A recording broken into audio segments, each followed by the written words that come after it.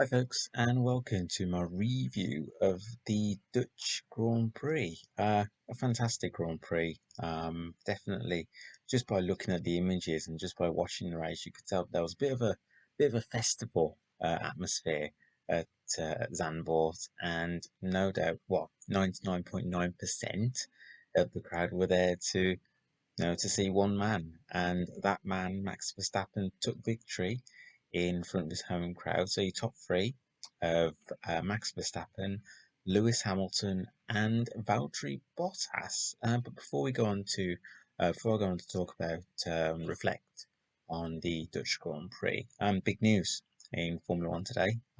So Valtteri Bottas will be in Formula One next season, but he will not be at Mercedes. He has signed a multi-year deal at Alfa Romeo, and he will be joining the team from 2022. So I mentioned in my preview of the Dutch Grand Prix about the potential of one Finn leaving Alfa Romeo in Kimi Raikkonen, who has already announced his retirement, and being replaced by another Finn, and that's exactly what has happened. So, yeah, Valtteri Bottas. The big news that Bottas has signed a multi-year deal at Alfa Romeo and will be driving for the team in 2022. Who his teammate will be, I'm sure we will find out soon. Um, but with Bottas's move to Alfa Romeo, you would think now that it's only a matter of time before George Russell is announced as a Mercedes driver. So George looking like that he'll be alongside Lewis Hamilton in 2022 at Mercedes, an all British driver lineup, and then obviously with Russell going to Mercedes, then who will be at Williams for 2022. I think more than likely Nicholas Latifi will be with the team, but who will be alongside Latifi, we will see. It's been talked about Alex Albon uh, coming back into Formula One and being at Williams for 2022. So be interesting to see how that pans out. But as I say, big news: Valtteri Bottas will be driving for Alfa Romeo in 2022. And you know what? I think for Valtteri, I think it's a good move for him. Obviously he'll be going back.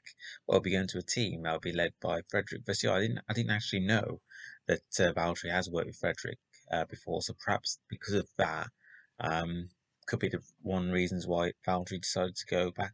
Well, not go back, but wanted to opt and go for Alfa Romeo over Williams. So yeah, and the opportunity at Alfa Romeo as well. I think it's an opportunity for Valtteri to really be that number one driver.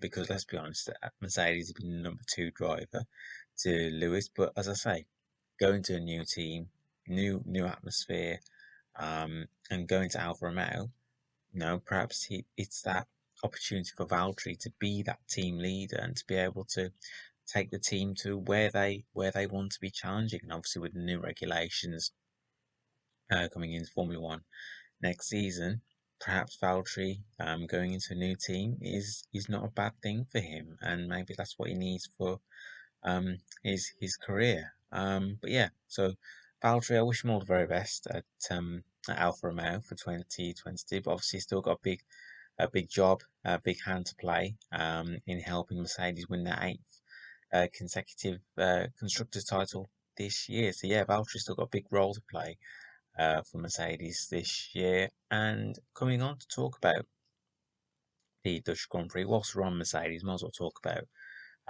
them. But yeah, they were not a disastrous weekend. Finishing second and third is still a good result in any imagination. So finishing second and third was no, not a bad result for Mercedes.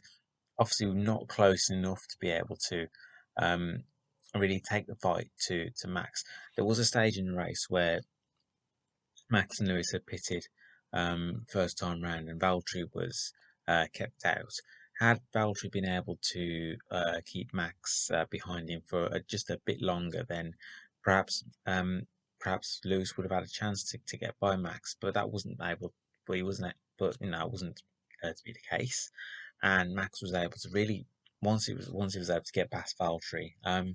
really he was in total control of the race. You could argue he was in total control from the start, but I think once he got past Valtteri, I think Max, as I say, was in control. Didn't look like he was going to let that lead slip, and yeah, cracking drive from Max in front of his home crowd as well. And whilst he might not have, you know, might not have seen it on the cameras, I'm sure he would have felt a little bit of pressure going into the weekend in front of his home crowd, all the attention on him. But you know what? He did a fantastic job, Max, right from free practice all the way um, through qualifying, through the race. Brilliant job from the Dutchman, and he quite thoroughly deserved to win um, the Dutch Grand Prix. And that's 2 wins now on the bounce for Max going to Monza.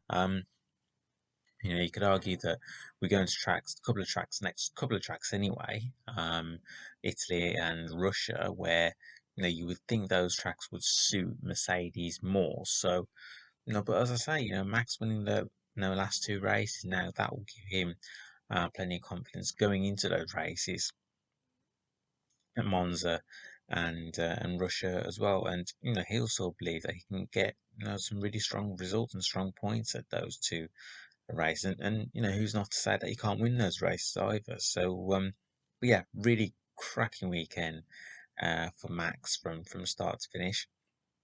On the other side of the Red Bull garage, not so straightforward for Sergio Perez uh, in, well, throughout the weekend. So Saturday didn't go as well as he would have liked. So being knocked out of Q1 was a big surprise. I don't think Sergio was able to start his final lap in time in Q1, which meant that he just missed out on a place, or making it into Q2 anyway.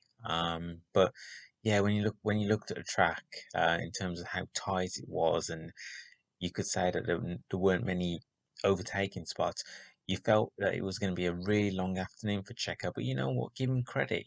Going from 20th, from the back of the grid to finishing 8th, really good race from Checo. Obviously, in the early stages of the race, I know he flat spotted one of his tyres trying to get past Nikita Mazepin, so that didn't really help, and that did affect his strategy. Because I'm sure Red Bull were planning on him going long and being able to make that stint work even longer. But even so, Checo put in a really good race, good overtaking manoeuvres as well, and yeah, really good drive from Checo. But I'm sure he'll be hoping for a lot more at Monza, and for the rest of the season. Obviously, the stronger qualifying that he can have, the bigger say he can have in that battle between Red Bull and Mercedes in the constructors. So yeah, not a bad race for Checo. Difficult Saturday for the Mexican, but I thought he recovered well on race day, and useful points for him and also for the team as well.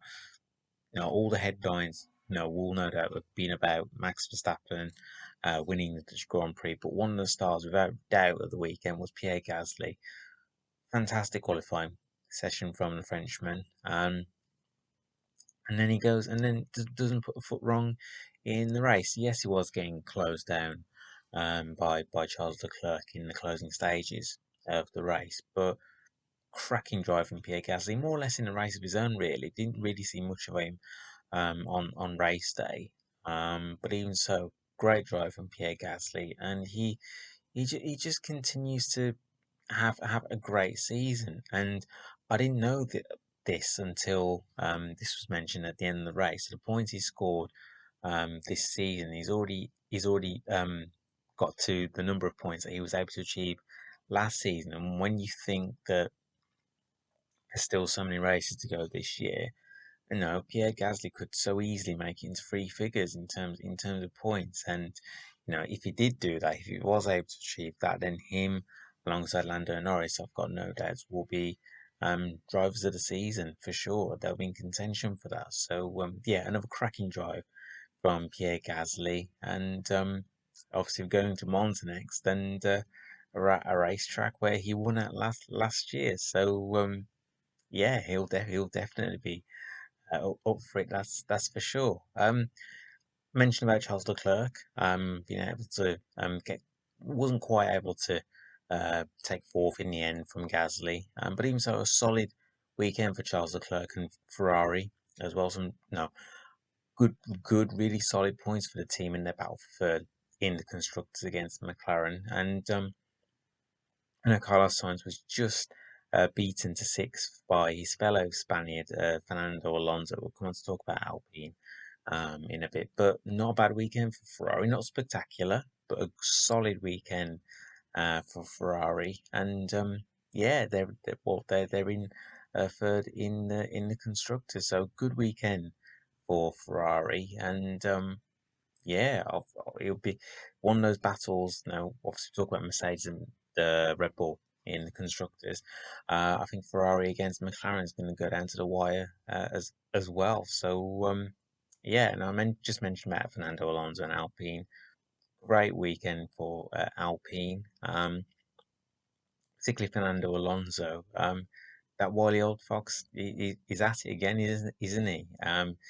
He's ever since that, I wouldn't say shaky start, but slow start to life back at Alpine this year. But ever since he scored that first point, he's just been building momentum, and he's now at a stage where he's scoring points regularly, putting in strong results, and got to another fine start this during in the race at Zandvoort, and yeah, another strong showing from Fernando Alonso and also Esteban Ocon as well. He obviously lost eighth to Checo Perez in the closing stages of the race, but even so, more good points for Esteban for Alpine as well.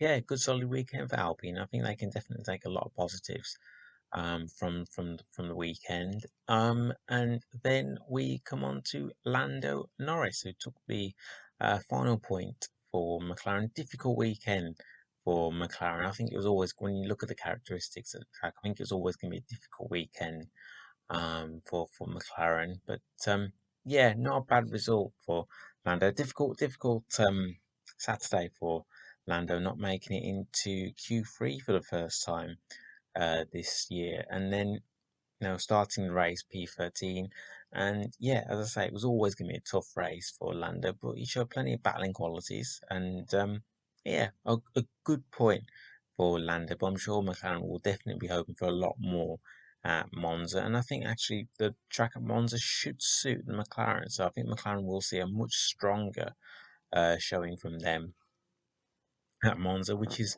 not far away. So I mentioned about Alfa Romeo. So the fact that Valtteri Bottas will be a Alfa Romeo driver for 2022, who he'll be alongside. We'll wait and see. I believe Antonio Giovinazzi. Well, first of all, I thought Antonio did a fantastic job in qualifying, putting the car in seventh, and then unfortunately, all of a sudden the pace just didn't have the pace really in the race, which meant that he finished yeah, outside the points. But I believe he's been given 3 races to prove that he's worthy of keeping his seat for next year. So, and there's also been talk about Nick De Vries, potentially Mick Schumacher making a move from Haas to Alfa Romeo as well. So Antonio really needs to deliver now until the rest of the season. So yeah, big pressure on him, but we'll see what he can do. And yeah, so as I say, big news, but Valtteri Bottas going to Alfa Romeo, and then the Dutch Grand Prix itself.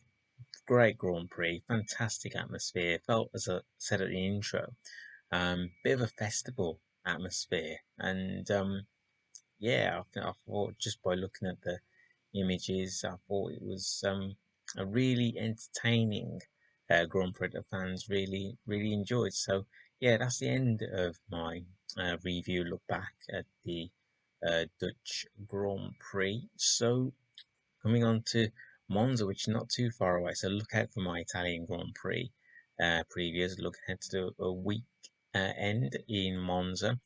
Also, to be a weekend where we'll see the sprint qualifying format back again. So, really looking forward to that. I thought it worked well at Silverstone. So again, looking forward to seeing that at Monza.